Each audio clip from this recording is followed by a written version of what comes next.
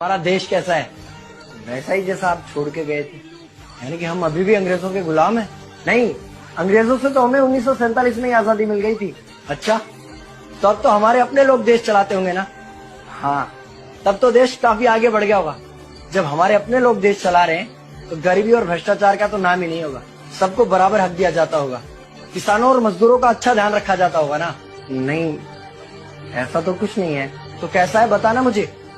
कैसे हमारे अपने नेता, हमारे आजाद भारत के नेता, 100 साल हो गए मुझे गए हुए, बताना।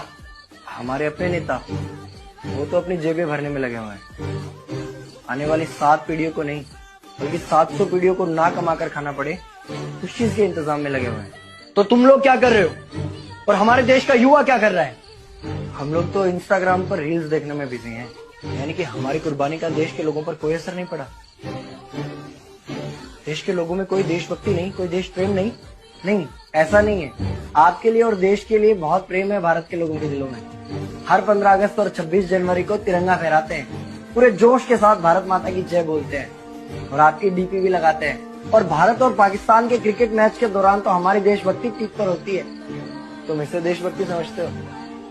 तो फिर क्या है देशभक्ति? अगर तुम्हारी देशभक्ति समाज को सुधारने में, गरीबों को अच्छी शिक्षा या बराबर का हक नहीं दिलाती तो कोई काम की नहीं है तुम्हारी देशभक्ति।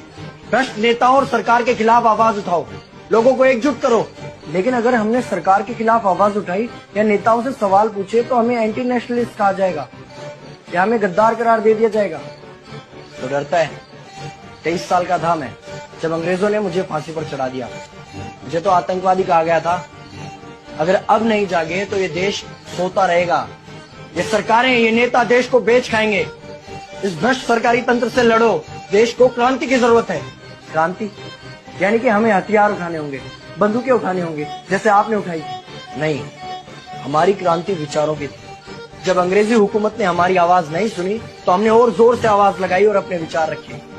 और क्रांति केवल सत्ता को बदलने तक सीमित नहीं है, बल्कि इस भ्रष्ट अन्यायी तंत्र को जड़ से उखाड़ कर फेंकना है। पर ये होगा कैसे? अपने आसपास से शुरुआत करो। जो भी तुम्हें भ्रष्ट नजर आए उसके खिलाफ आवाज उठाओ, एक्शन लो। तुम्हारे टैक्स का पैसा नेताओं की जेब में जा रहा है, हिसाब मांगो। अपने वोट का सही इस्तेमाल करो, लोगों को जागरूक करो और इस देश को आजाद करवाओ। इंकलाब जिंदाबाद, इंकलाब जिंदाबाद।